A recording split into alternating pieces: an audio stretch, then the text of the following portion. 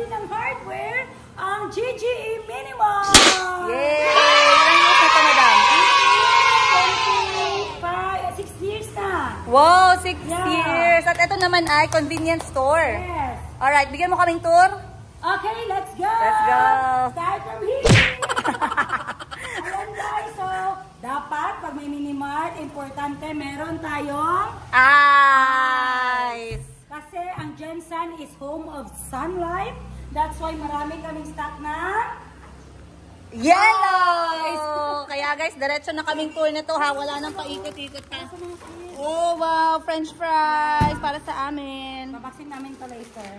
And then, ngayon, dito tayo sa aking Minimart. So, eto yung pinagkakabalahan ni Madam Ten Gives, guys. Kapag hindi nyo po siya nakikita na kasama ko, andito po siya nag-check sa kanyang mga ari-arian. Of course, para klaro sa lahat, kailangan merong push and pull. Kasi merong iba na kahit push, pinupull.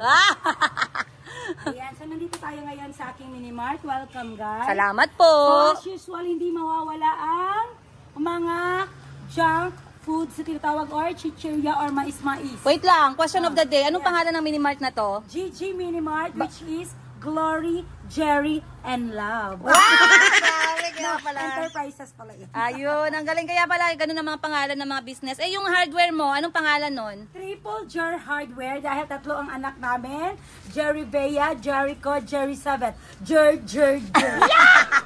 Very good, very good. Okay, now you gets guys, bakit ganun ang pangalan ng business ni Madam Ten Gives. So ngayon, this one is a Minimart or Minimart or open ba to? 24 hours? it's open until 12 lang guys. Matulog naman tayo. Matulog 1 naman to 5 tayo. AM. Huwag naman palaging mukhang pera. Yes. So anong paborito mo? Yung hardware o yung ganitong klaseng negosyo? Actually, dito ako nag-start. This is where I started. Minimart talaga. Wow. So, yung hardware talaga guys, wala talaga akong idea.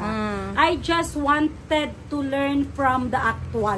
Oh, yeah. Kaya sabi ko, try ako. Kasi hindi naman ako nasasaktan guys pag may negosyo akong nagsasarado. Dahil it's a big learning talaga sa akin. Kahit hindi ako nakapag-aral ng college, meron akong actual na ang tawag nun, on the job training. Ano nga yung natapos mo, madam? Nakatapos lang po ako ng high school graduate. Yan. Saan school? Shoutout mo naman. Shout out sa General Santos City High School! Ayan, dyan. Wow! Hello sa lahat ng mga batch 2008! I can't remember clearly, pero yan, parang ganyan. Oh, grabe. Ang perfect mag-English ha. Oh, di ba? So anyway, eto po yung kanyang negosyo. Gano'ng kalaki ito, madam? Etong mini shop mo? Ito, ano lang ito siya, 100 square meter. Nice. Sabi na doon sa labas. At ano yung pinaka-main difference between convenience store at saka hardware na store? So yung ano naman, dito naman, mahirap din yung Minimart guys.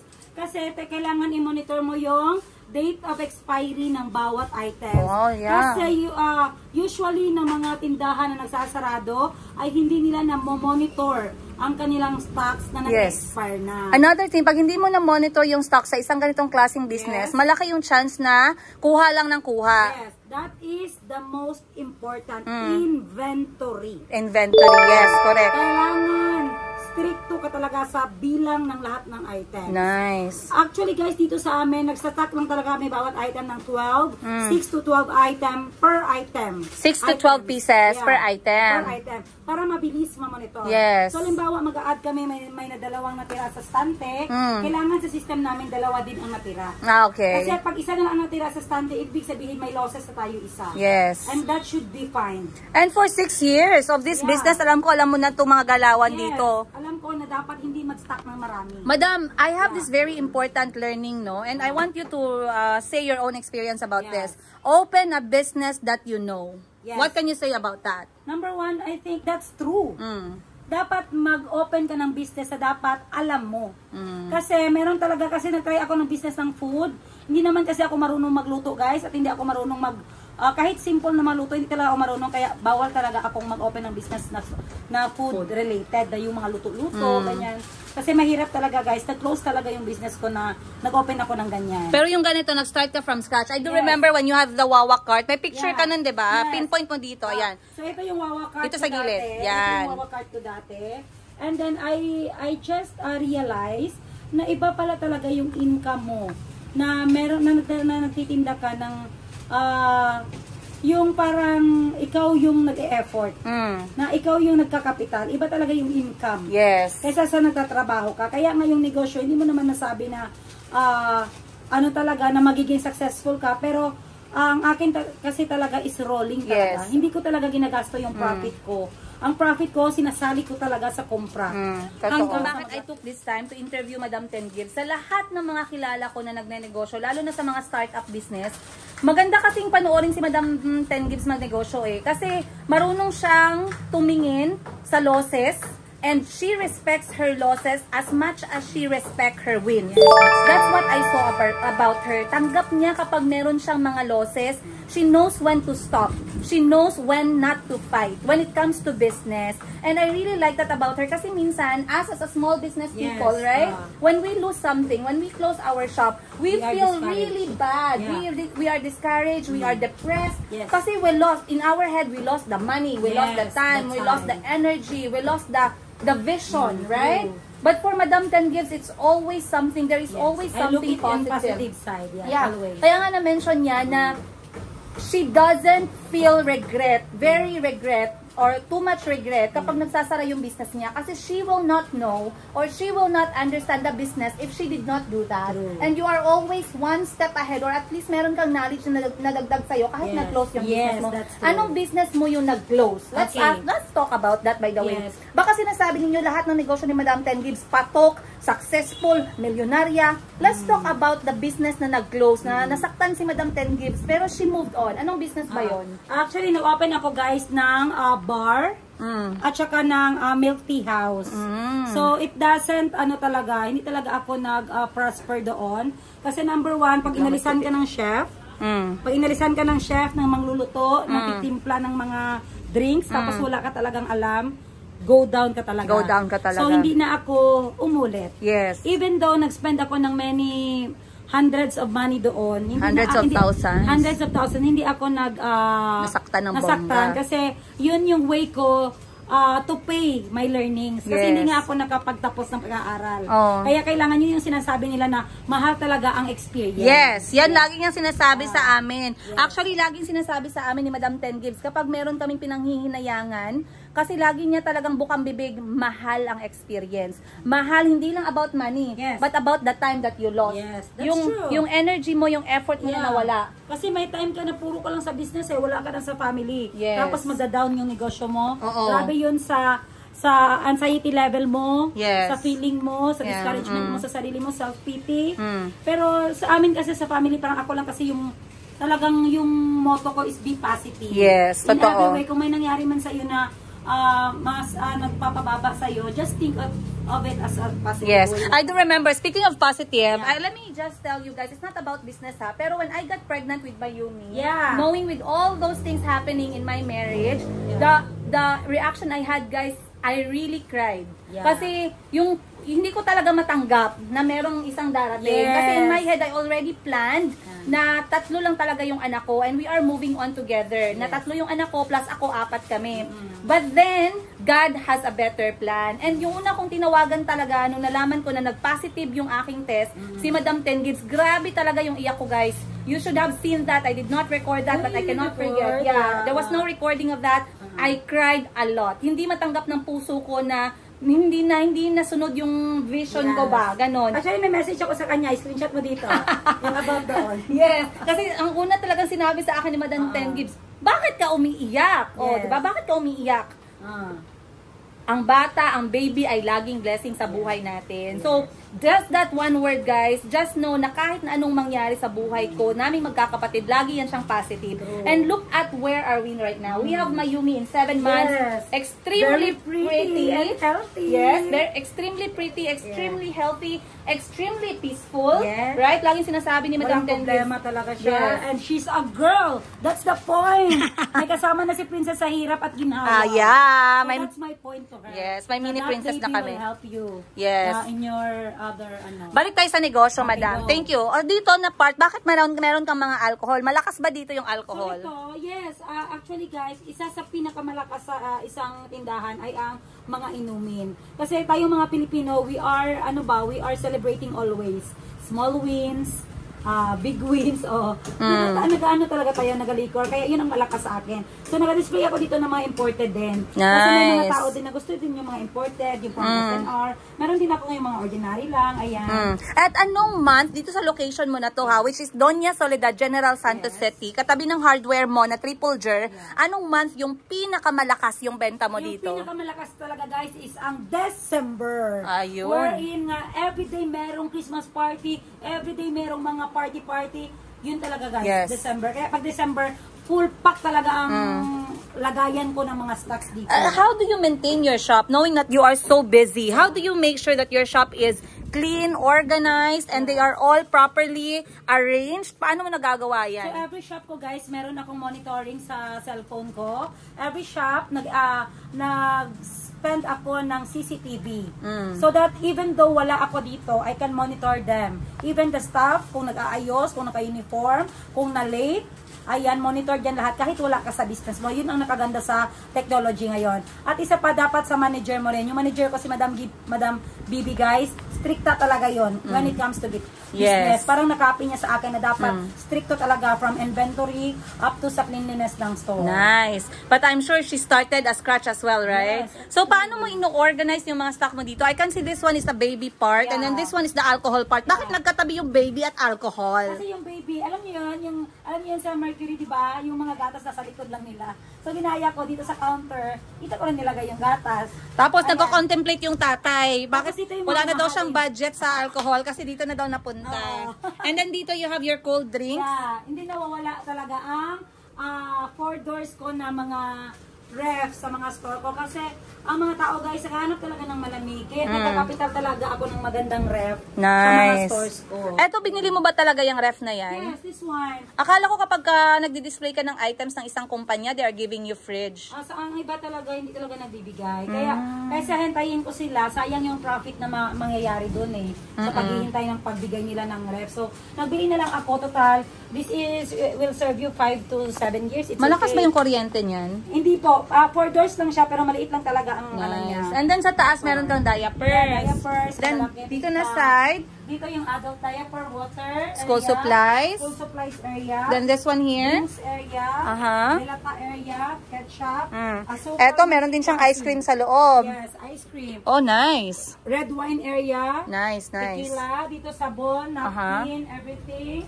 Na ginagamit, toiletries. Daily toiletries. So dito naman yung mga toiletries din. Sabon. Dito yung mga drinks. Ayan. At More. saka dito na yung mga Daily sari-sari. food. Yeah, Sari-sari daily store. food. Mga toyo, pangpaksiw, panggata, water, and everything. So, hindi naman siya masyadong kalakihan, guys. But you can see this is really complete with 24-hour security and also with CCTV para sa hardware niya at sa kanyang convenience store.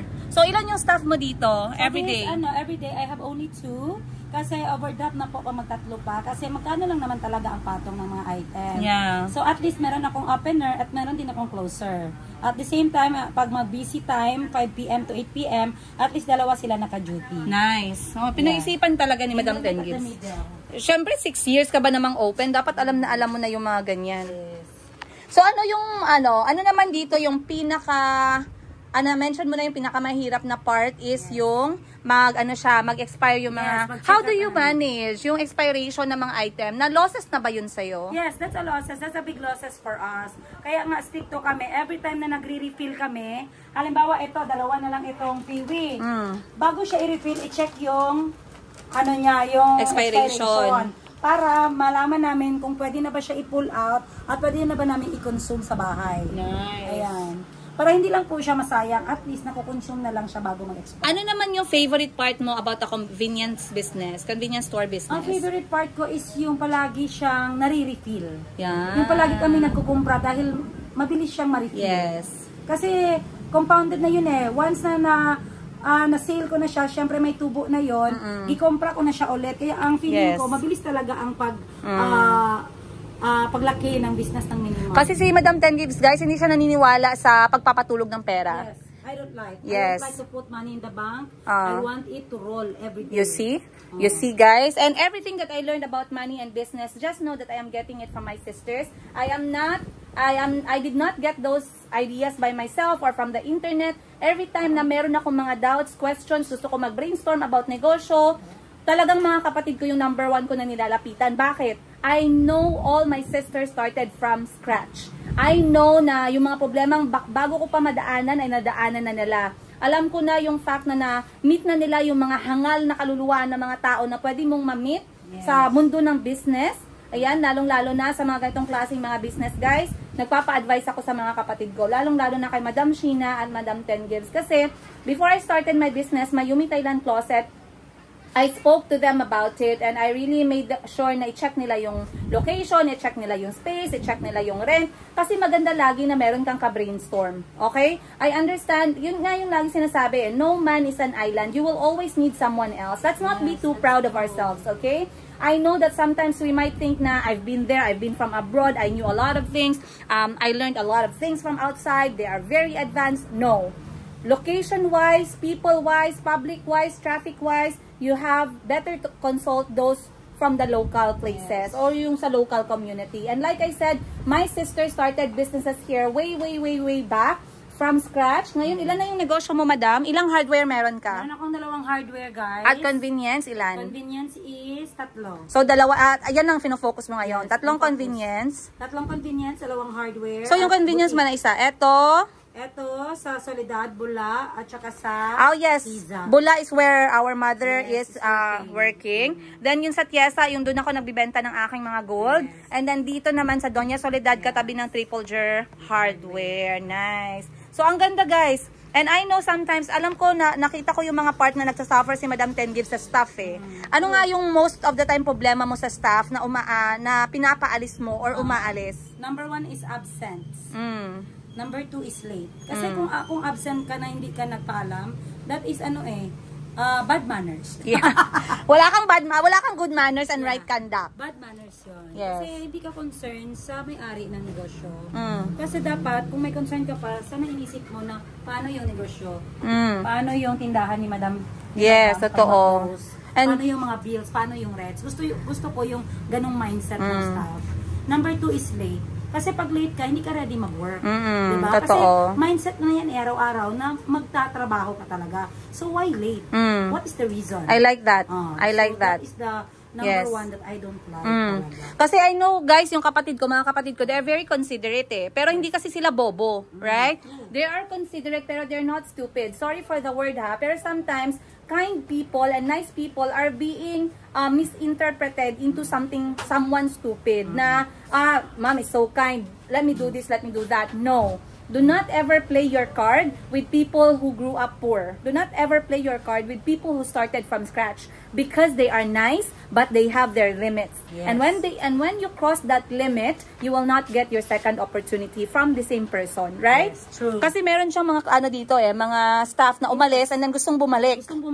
Ayoko na talaga. Yes, that's true. Isang beses lang ako isang beses. Kasi ako guys, pag nag-hire ako, it doesn't matter if you're college graduate. It doesn't matter what is your status. Yes. As long as you work hard, you love your work, you are concerned in your boss, diba?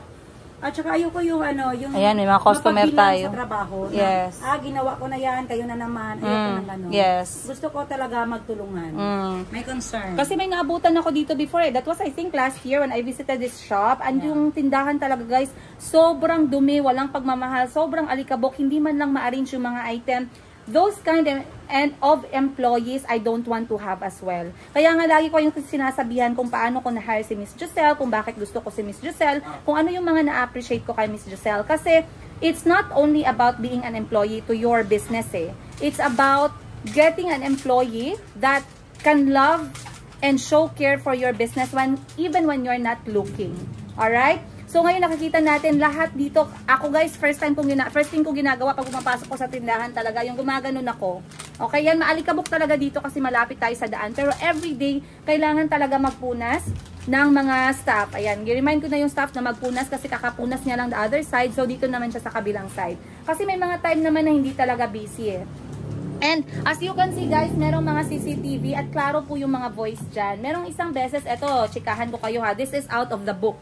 At hindi ko tatanungin si Madam Ten Gibbs, but I know this story. Meron siyang staff na hindi niya pinayagan, nagpaalam ng same day absent. Same day, ngayong umaga. Nagpaalam na a-absent, walang heads up, walang special reason. Alam na ni Madam Ten Gibbs yung mga ganun kasi matagal na siya sa business na to eh.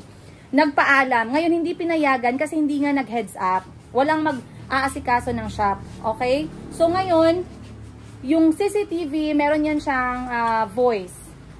Alam niyo na ginawa ng employee guys? May mga pumapasok na customer, nirereklamo niya yung mismong owner ng tindahan sa mga customer, which is already a big X. For you to talk about your issues, personal issues, work issues sa mga customer na pumapasok dito na yung gusto lang naman gawin ay bumili, that is a big no-no. So that one is non-explainable behavior. Automatically on that day you're fired. Since you are ready to be absent na walang paalam at sumasakit yung dibdib mo pag hindi ka pinayagan, hindi naman siya emergency, plus wala kang heads up, plus you are talking badly about your employer to your customers, na pupasok yung customers dito na peaceful yung utak and then they will go out with a toxic head na kasi masyado kang nega as employee. Of course, we don't need you here sa tindahan, right? So anyway, yun lang yung mga sample guys. Right now, ayun si Madam Ten Gibbs, napagod ata siya. Ate, masaya ka na ba sa ice cream mo? Guys, Magnum. Available dito sa GGE Doña Soledad. Just Queen Triple Jar Hardware beside. Alright guys. Okay, yun lang. So magpaalam. Share lang pala kami. Akala ko kuha kong bago. Mahal guys. Konti lang kinansya dyan. Okay. Yeah. Sarap. Yun lang kami for today's episode guys. Sana natuwa kayo. Sana may natutunan kayo. Sana may natutunan kayo guys. And please comment down below. And i-congratulate natin si Madam Ten Gibbs sa lahat ng mga mga wins and losses niya. Like I said, kasi she also celebrates losses eh. Just comment good ha, no bashing. Kasi magbabasa siya ng mga comment ninyo. Once again, nagpapasalamat po yung mga kapatid ko sa pagmamahal ninyo sa aming lahat, lalong-lalo na sa kanila. Alam ko maraming nagmamahal kay Madam Ten Gibbs. And we'll see you guys on the next episode. Don't forget to like, subscribe, and share. Press the bell button. And press the bell button. Alright guys, we'll see you on the next episode. Much love from the Parendiga. Bye! For you. Siya daw. Okay, you vlog Asi. You tell people what we are doing right now. Don't cover. Okay. So what are we doing? Tell them. Hi guys. Hi guys. Hi. Talk. Are you going to talk? Talk. It's yours. Talk about us. Gina, nagbunot na ka? Ako na? I'm not a grown-up. Okay, hi everyone! So ito po ang banding namin today, ang ting Scrabble! At alam nyo ba guys, nakagawa ko ng long word. Show them, Calby, my word. This one. Show them. Show them here, zoom. Here, come here. Wow. Okay, look at this. I make a word. And ilan ang points mo ga? 89! 89! Wow! 89 points. Move the camera to me. Show to mami. 89 points! I got 89 points. Naubos yung 7 tiles ko, guys. Yan yung proof na hindi pa siya ang pag-aaral sa diskarte. Hey, saan ang camera? Hey! Lintigan ang camera. Nasa atok. Yoyo pang isa.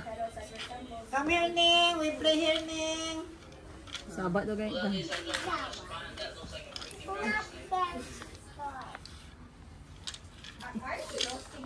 Sabi ko, naglupad si Mayumi. Kung ko kapansin, kay Puchigyan na niya. Kaya wiran ko pag-gabi ko. Nagpataas na si Mayumi. So, yung style mo. Ginanan ako si Mayumi ba? Unya hinay-hinay ang pataas. Wala mo napansin. 3, 4, 5, 10. Kapay sa'yo naman, no? Kay RM na 50 pesos. 10. Hi guys! So ngayon, time check natin. Welcome once again sa ating YouTube channel. Time check natin, alas 12 pa lang pala. Nag-aantay kami ng Don't touch that one, love. Nag-aantay kami ng lunch namin and while waiting, we decided to play Scrabble. Kasi ito talaga yung mga laro ng mga, ng mga kapatid ko. Ano ba yan? Ang pangit naman ng tiles ko, guys. Tulong, look. Ayan.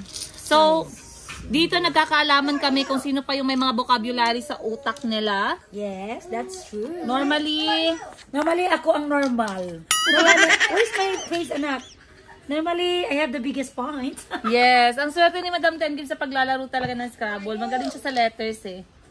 Kami, nagturo nga pala sa amin maglaro ay ang aming Slavia. late father at saka 3 si times Mama. 2, 6. 7, 8, 9 times 3, 27. Oh my gosh! 27, 28, 29, 30, 33. 33, that's a good Kung point. word dyan na. Yes, cool. Cool is like a son of a bird or an owl. Next ga. Yoto ko, 30. Ikaw na. 33. How about me? I'm talking. Ayan. So, yung ating videographer ngayon ay walang iba kundi si Calvi Higa! I'm showing them who's the cameraman, but you're not even saying hi. Can you say hi? Hi guys, this is the cameraman of today. He's going to vlog us. You're done vlogging us? Alright. I want to see. Hold.